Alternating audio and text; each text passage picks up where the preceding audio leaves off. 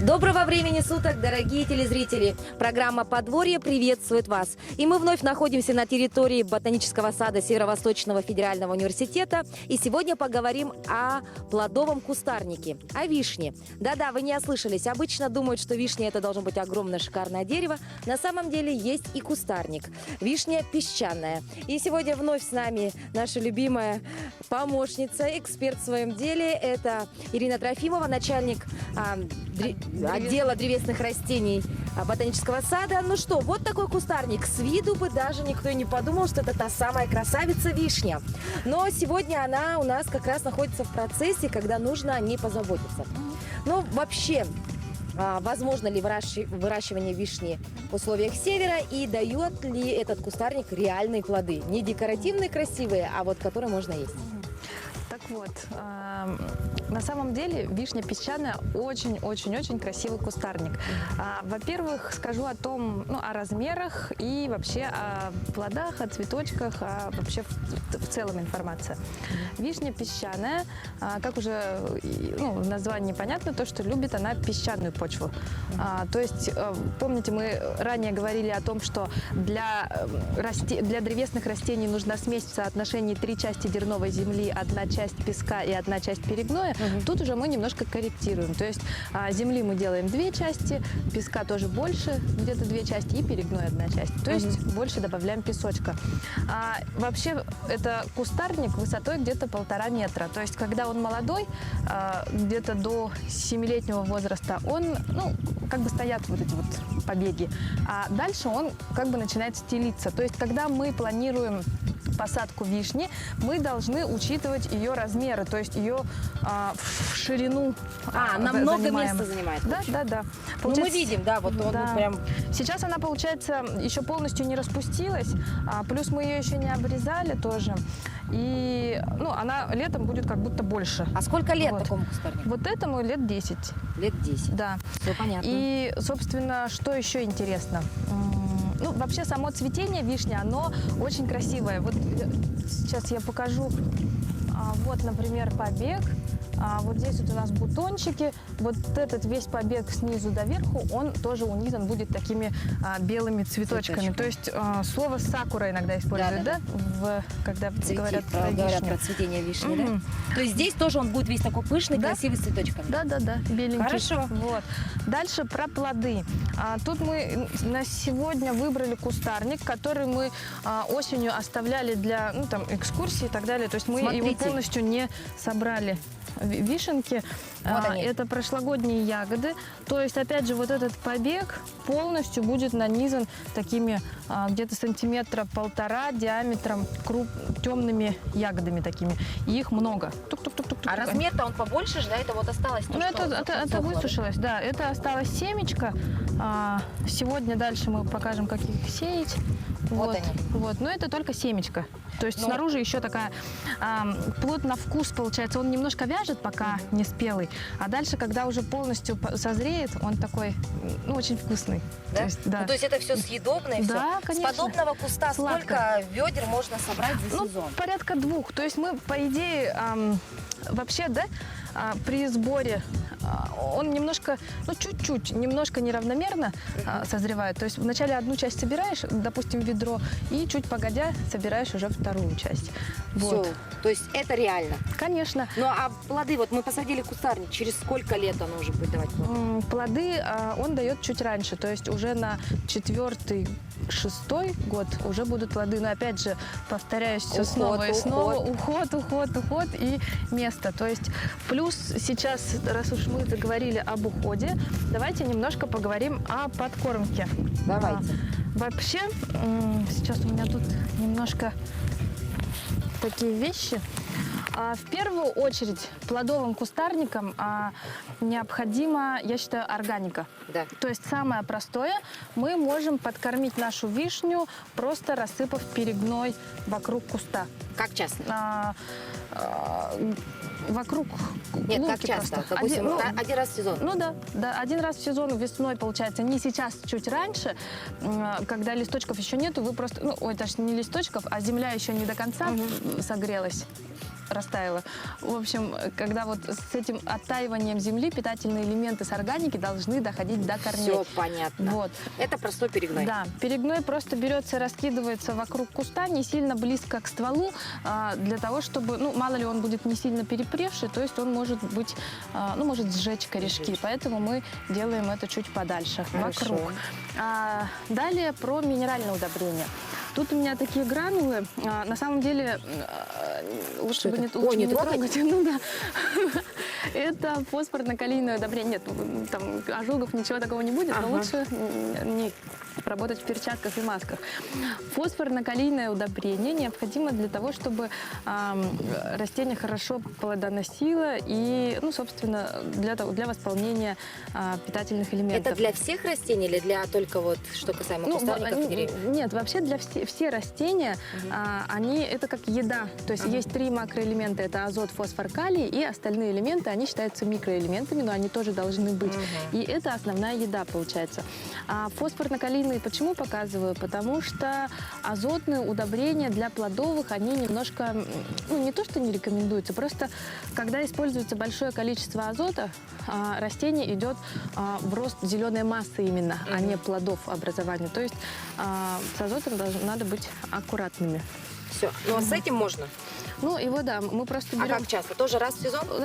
Весной. Весной тоже? Да. Когда вот... Осенью, под зиму. Под зиму все, засыпали тоже вокруг куста, так и все. И оно потом оттает, протает и уйдет туда. Хорошо. А в течение сезона чем нужна? В течение сезона моя самая любимая вещь – это вот эта вот штука, HB101. Я использую и этот препарат вообще при любых вещах. То есть я делаю обрезку, а дальше опрыскиваю растения после обрезки этим препаратом. Какие-то, пересадку, после пересадки тоже обязательно опрыскиваю этим препаратом, потому что он очень такой безвредный, во-первых. То есть бывает же такое, что не то, что бывает, я к тому, что плодовые растения все-таки немножко с опаской, да, там химические средства и так далее, а он абсолютно, вроде как безвреден. Экологически чистый стимулятор роста и активатор иммунной системы. Да, иммуностимулятор. Да, это только для всех. Для это всех можно растений. и помидоры, и огурчики им тоже опрыскивать. Да, помидоры, И лишний огурчики, раз не будет. цветы, Чем чаще, конечно. тем лучше. Не каждый день, естественно, там какой-то перерыв можно, но, в принципе, вреда не будет. А здесь, в общем, такой маленький бутылек, дорогие друзья, маленький бутылек для тех, кто не знает вообще. Да? Хотите, мы можем И эта открыть бутылька хватает надолго? Надолго. На одно ведро капается парочка капель. На одно 10-литровое ведро. Да, ну что? На ведро пару капелек всего. Чуть-чуть. Ой, еще и Они экономичные, тук-тук-тук. видите как? Вот. Он стоит где-то порядка 200 рублей, наверное. То есть, Мне кажется, для садоводов, любителей это хорошая вещь. Да, это Так, очень... приобретаем и брызгаем все, что можно. Да, Все да, вырастет. да. Так, Да. хорошо, еще что? Да, есть такая штука, Байкал называется. Это бактерии. Микробиологическое удобрение, то есть для того, чтобы разбудить бактерии, которые находятся в почве, мы, грубо говоря, дрожжи, да, как будто капаем. То есть это тоже для для всех всех растений, да. Так, тоже хорошо. безвредное, можно использовать. Запоминаем. Мгм. Так, еще что необходимо на участке? Вот о чем мы говорим все время, это корневин или корень супер. В общем, название не важно. В принципе, важно то, что он стимулирует образование корневой системы, корешков. При то есть пересадке при это важно. пересадке и так далее. Мы обязательно... Вот, кстати, вчера еще о нем говорила, когда Да. мы черенки делали на смородине. То есть, когда череночки делаются, тоже окунается в корневин, засовываются в этот песочек и образуются корни. Полезная вещь. Запоминаем. Еще. Так, дальше. Так, скажу про это. Это садовый вар тоже. Нет, давайте вот про это лучше, потом чуть позже. Вот это гуми, гумат, то есть все с корнем гум. Ага. Оно тоже это, ну, безвредная, как органика, в общем, тоже получается, разводится. Вот такого пакета хватает на целую бочку, ну, воды, получается, и уже тоже поливается. Тоже опрыскиванием, да? Нет, поливаем. Так, Поливаем под давайте. Это повышает урожайность, ускоряет созревание, защищает от неблагоприятных факторов. Ну, Супер универсал, быстро растворимый. Природный эликсир плодородия. Вот такая вещь. Вы представляете, на бочку разбавил и ходи, поливай. Да, так, отлично. Так, сейчас Еще садовый вар. Вроде бы такая очевидная вещь, такая простая, но в то же время очень эффективная. Попробуй угадать, для чего он нужен. Садовый вар. Тут написано. Здесь написано, я вам сказала, для заживления ран. Да. Но видите, тюбик как видно, как будто как крем, да, уже? Ну да. Да, вот этот упаковка в виде тюбика тоже она имеет свои плюсы, потому что иногда продают в брикетах, она упакована в пленочку, но чувствуешь, да, солнышко, и она начинает подтаивать, то есть она может там, ну, замарать что-то или еще что-то. Вот в таком виде это очень удобно. Опять же, отсекаешь сучок какой-нибудь и замазываешь, для того, чтобы сок не вытекал из растений, чтобы болезни не проникали вовнутрь. Вот такая полезная вещь. Так, ну что, переходим к нашей вишне, давай посмотрим. Говорите вы, что не обрезали его, мы это видим много сухих веточек. Есть ли какая-то определенная тактика или же определенные советы какие-то для того, чтобы правильно обрезать вишенку? Так, получается, таких принципиальных вещей здесь в принципе нету. Обрезка вишни заключается просто в убирании вот этих вот сухих веточек, которые не перезимовали. Вишня, поскольку и на районный вид, она немножко подмерзает, опять же, да, и плюс, ну, она тоже такая, как сказать, нежная, и в итоге мы для перезимовки прищипываем, пригинаем куст к земле в сентябре-октябре, когда земля начинает подмерзать, и он зимует под слоем снега, получается. Но тем не менее, есть какие-то такие веточки, которые мы должны удалить. В первую очередь у меня здесь лежит набор инструментов. Мой наиболее часто используемый инструмент – это секатор. То есть... Ну, есть у всех, мне кажется. Все понятно, очевидно. Вот. Так, веточки мы опять под углом обрезаем. Секатор, да, конечно. Тоже пенечек мы не оставляем в пенечках, потому что потом зимуют вредители. Максимально низко от поверхности земли берем и отсекаем, если у нас это получится, конечно. Вот. С этой веткой справились. Что а эти веточки мы что делаем, как утилизируем? Можно, если есть измельчитель, измельчить и использовать как дополнительную подкормку.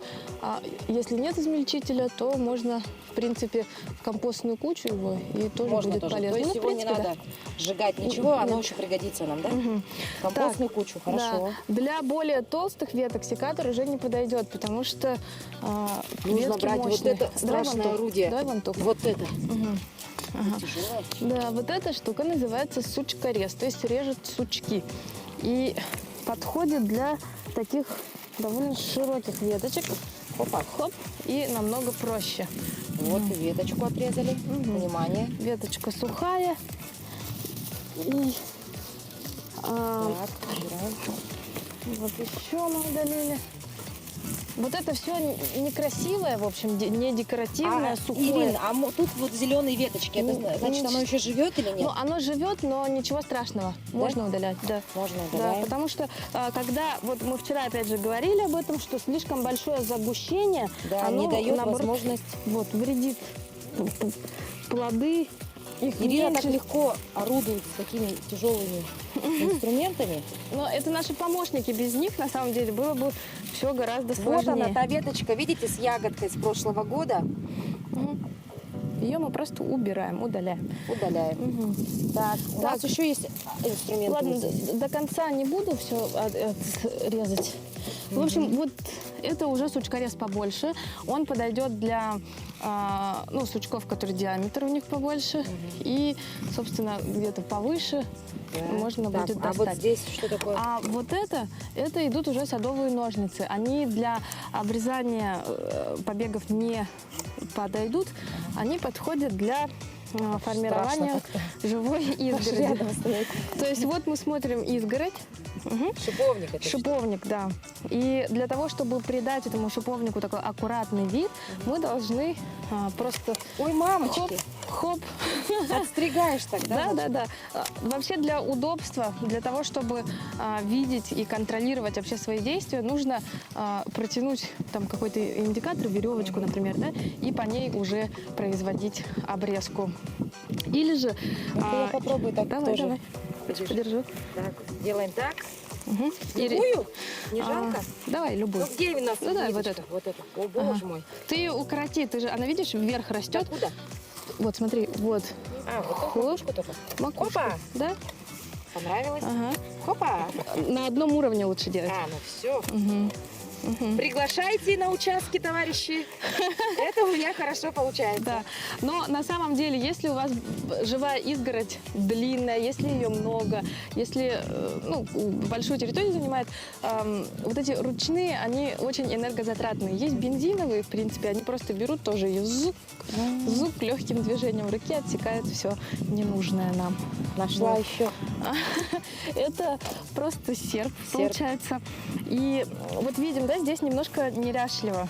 То есть есть какая-то трава прошлогодняя, все вот это вот мы должны очистить. И вот эта штука очень сильно в этом помогает. Да, То есть подхожу. просто берем и вот. Ну, конечно же, если есть возможность, то с корешками все убирать. Но если, опять же, мы хотим выращивать свою изгородь на газоне, например, на траве, мы не хотим видеть голую землю, мы используем такой серп. Серп. Мгм. Вот так вот. Вот так вот. Так, значит, мы, получается, немножко же все-таки подрезали нашу вишню. Да. Немножко побрызгаем. Да, обрызгиваем ее вот этим веществом. Да. HB 101. Ага. И, кстати, мы же не сказали еще про препараты от сорняков, от вредителей. Мне и так кажется, от вредителей сорняков это будет отдельным Мгм. эфиром, потому что время у нас ограничено. Давай все-таки завершим Ну, давай. тему с нашей вишней песчаной. Значит, мы ее подрезали, здесь, в принципе, все понятно, да? Мгм. Дальше она наберет. Но тут еще немножко будет дорезать, потому что я сейчас не буду Да. это полностью делать, это довольно время затратно. Сейчас я хотела показать вам, как сеется, то есть как размножается вишня. Конечно же, сейчас не время это делать, надо делать это рано, весной, то есть где-то май месяц. Ну, либо же- представим, что у нас май. вот, ну да. 30 градусов Либо жары. же сделать это осенью. Осень. Осенью под зиму. Мгм. Так, во-первых, мы должны подготовить грядку, что мы сделали чуть-чуть заранее. Во-вторых, у нас должны быть готовы семена. Смотри, они отличаются от тех, что были на веточке. Да, они светлые, те были черные. Они, вот эти семена чищенные. То есть плоды мы удаляем сверху, ну, еду, да, и Ну, оставляем допустим, семечко. вот мы поели вишенки и сохранили вот эти семечки. Мгм. Они все как бы дадут результат или не факт? Вообще у вишни известно, что очень хорошая всхожесть. Практически 90 там, с чем-то процентов. Так, хорошо. Дальше Так, что мы далее, делаем? вот у нас готова была грядка. И для того, чтобы не запутаться, и вот вообще, может быть, дачники, они же бывают такие очень, ну, все интересно, все надо посмотреть, там эксперименты всякие. И мы советуем всегда на любых посевах делать этикетки. Просто мы пишем, например, вишня песчаная, пишется год 2021 и весна, например, да? Что мы сделали посевы 21 года весной. И вот эта штука у нас втыкается. Но это же не бумажка, что Сейчас. Ну, это чтобы сохранить надпись на года. То есть это же древесные растения, они не всходят там сразу. Так, хорошо. Получается, делается такая грядка. На самом деле все вроде бы очень просто, но нам поступает очень много вопросов, как это все По вишне, производится. Ну, не только по вишне, но в основном по вишне, да. Все как у всех. Нет, но Делается. мы видим, что очень много песка, да, как ты говорила. Мгм. Так, здесь вот лишнее уберем. Всё. Грядочка должна быть очень хорошо очищена от сорняков, вот это лишнее. И должна быть очень ровная, потому что поливочная вода, когда неровно, копится в одном месте. Ну вот, допустим, у нас получилась грядка такая импровизированная. Дальше вторая будет где-то здесь. Табличку. Угу. И этикеточка, она, видишь, летает, да? Да. Лучше ее сюда вот воткнуть таким инструментом или лопатой. Так вот просто сюда воткнуть поглубже, чтобы она не летала. Все, воткнули. Видим, вишня. Грядочки ровные сделали. Угу. Ну, можно чуть поглубже, потому что со временем грядки все становятся, ну, не такими глубокими. И просто берем дальше не сильно густо, но и не сильно редко располагаем семена. Вот так прям рядом. Много-много так вырастет. Да. Так мы экономим место, во-первых. Во-вторых, увеличиваем вероятность. Ну, конечно, слишком много тоже плохо, но, в принципе, такого расстояния достаточно. И ты говорила, что здесь очень песчаная почва, поэтому мы должны немножко дать питания. То есть на 1-2 сантиметра мы засыпаем чистым перегноем. Дорогие друзья, не забываем, что это делается не в такую жару. Конечно. Не в июне месяце, это делается в мае. Угу. Или же в сентябре-октябре. То есть под зиму получается. Вот у нас такая импровизированная грядочка.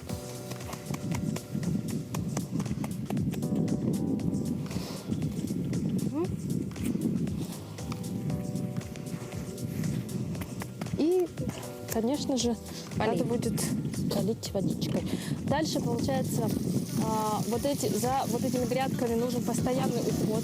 Нужно будет пропалывать ее от сорняков. Нужно будет поливать ее практически ежедневно, потому что, ну, у нас на участке, потому что очень открыто и ветрено, то есть сохнет моментально.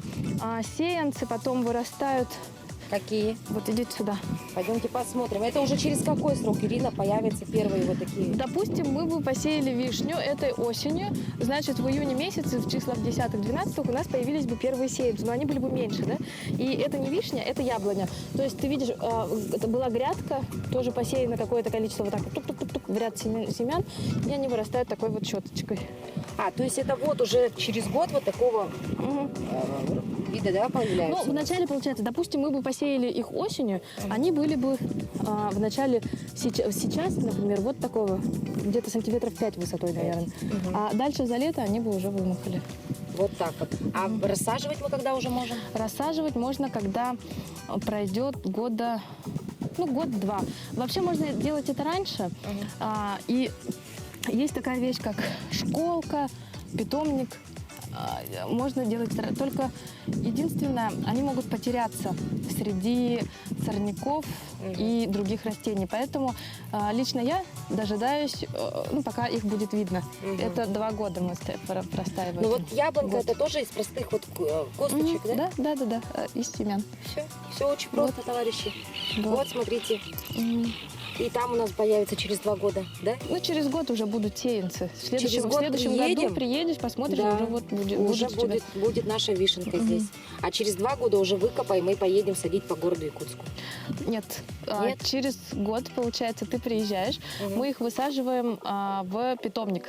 Для того, чтобы корневая система... Сейчас они же очень близко друг от дружки находятся, а нам надо, чтобы корневая система была помощнее. И, собственно, получается, мы их посадим в питомник. В конце лета или же в следующем году весной уже мы их начнем пересаживать уже в есть городе. у нас вишенка или яблонька уже, которая побольше? В сеянцах, наверное, нет. Все уже нет, все забрали.